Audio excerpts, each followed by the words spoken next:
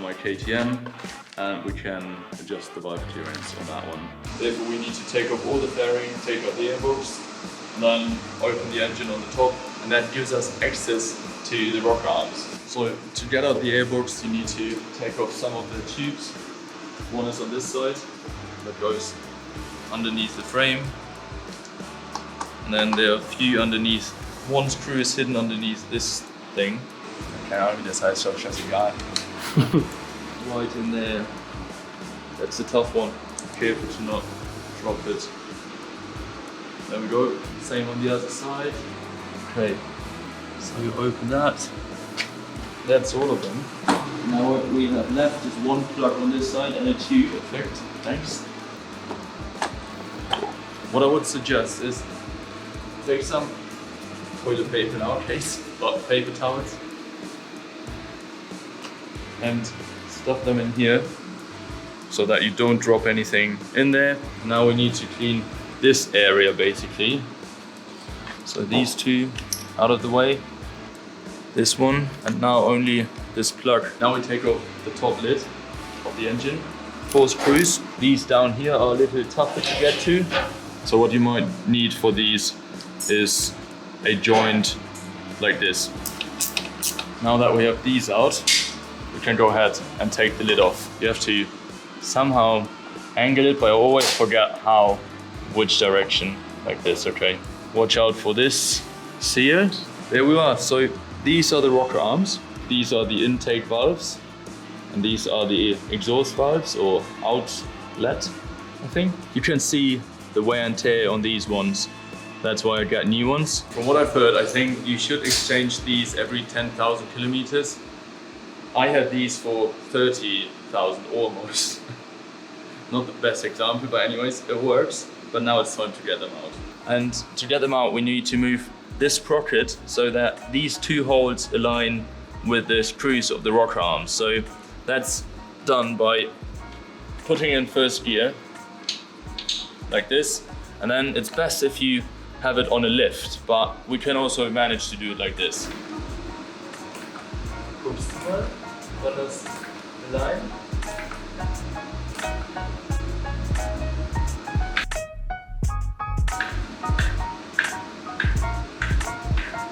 A few moments later. So this is what needs to align. These are the screws for the rocker arms on both sides. And by pushing the bike with the gear engaged, you can actually move this sprocket. That way we can take these out. Don't take this one out in the middle.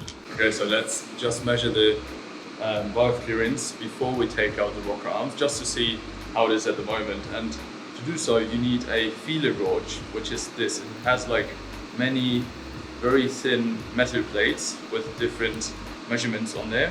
So that way you can use these and see how much clearance you have. So on the KTM, it should be between 0.07 and 0.13, somewhere in between. So we're gonna start with the biggest, 0.13, and then work our way down to the smallest and see which one fits best. So 0.13 millimeters doesn't fit here, doesn't fit there, doesn't fit there and there. So that's a good sign. None of them are too big.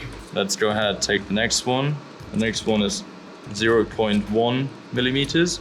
Yeah, that fits in there. Also here, this one is smaller than 0.1 and that one as well. So let's see how big these are. 0.8 is the next. Wait a sec. Don't do that. Fits in there. Last one. Yeah, okay.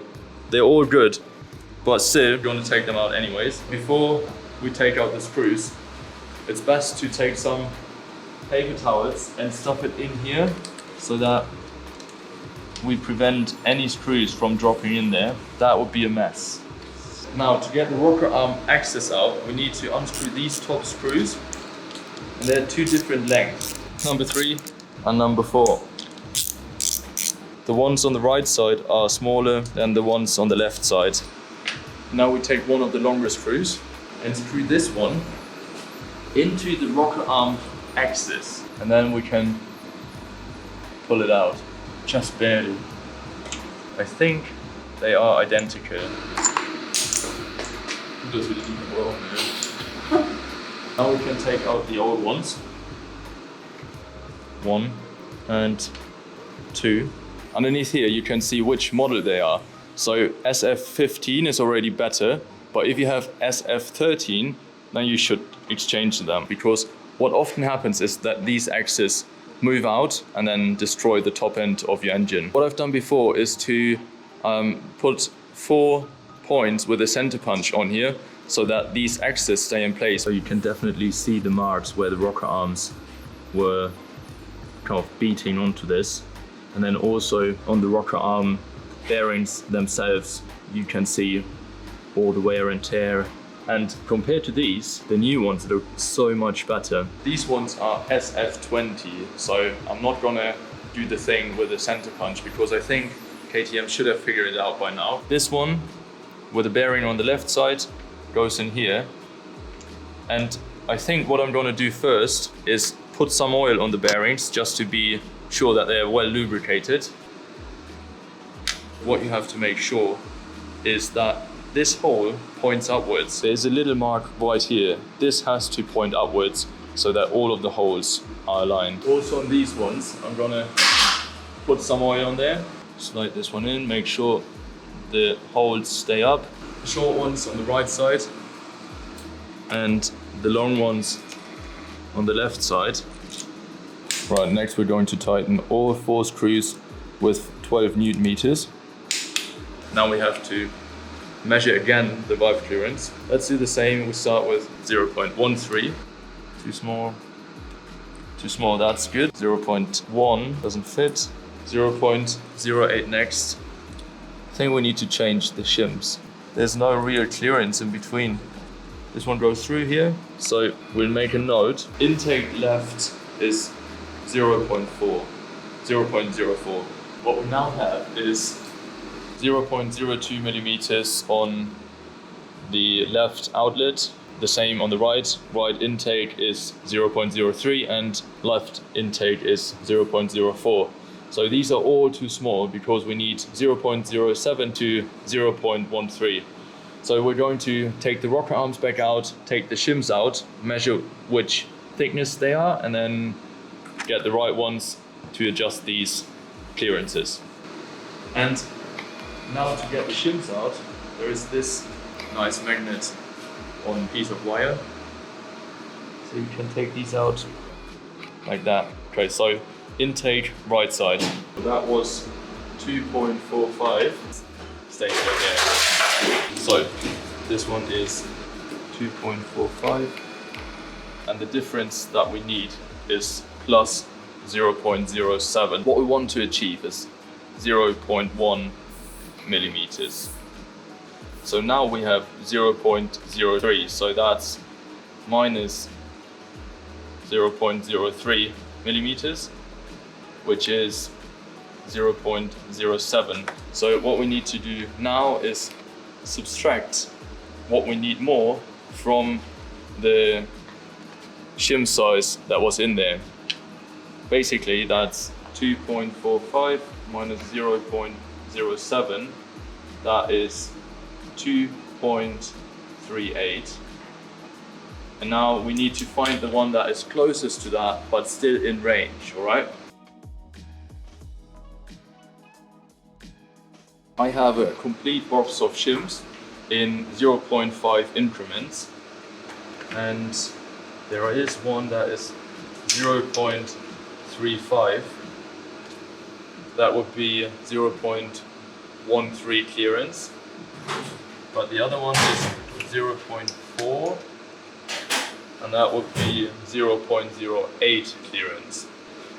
What shall we do? It's like right on the edges. Shall we try 2.4? Yeah. The new one goes in here. You can basically use the magnet also to put it back in, just like that. Hold it down with your fingers, slide off the magnet. That's done. 2.4 in there. All right, next intake left side. We're now going to repeat the same procedure on all of them and then measure again, so catch you then. All 4 are back in there. 2.4, 2.4, 2.75, 2.75. Right, let's put the rocker arms back in there and then measure the valve clearance again. measure again. I guess you know the drill already. Ooh, okay, intake is 0.1. That's good.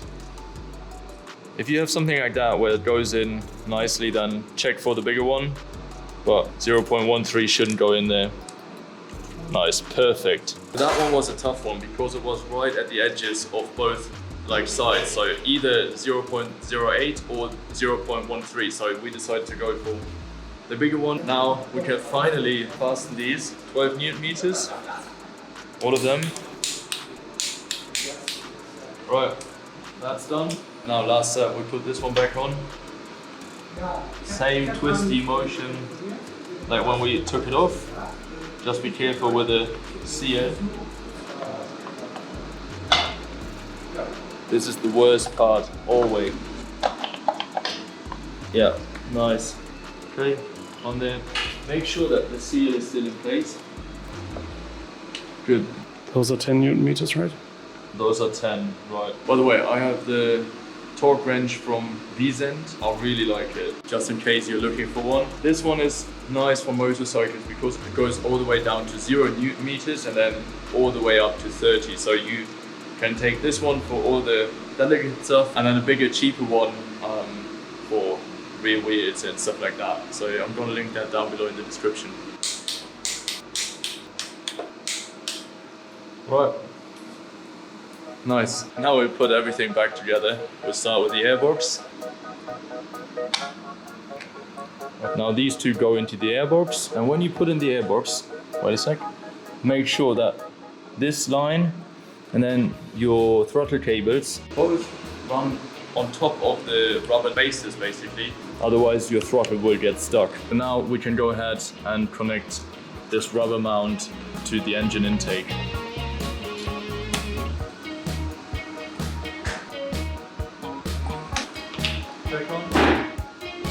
And done. Rocker arms changed, both gearings checked, that's good to go. Now we do the brake fluid and then a complete oil change, but you already know the drill, so we just want to fast forward through this so it doesn't take 20 hours for you. We're done, and I'm done too. The bikes are in the back already, so now we need to go home, pack, and then we can leave tomorrow for Italy. Right guys, thank you so much for watching. You can be excited for the roads there, it's so amazing. So I hope you enjoyed this video and I'll see you in the next one.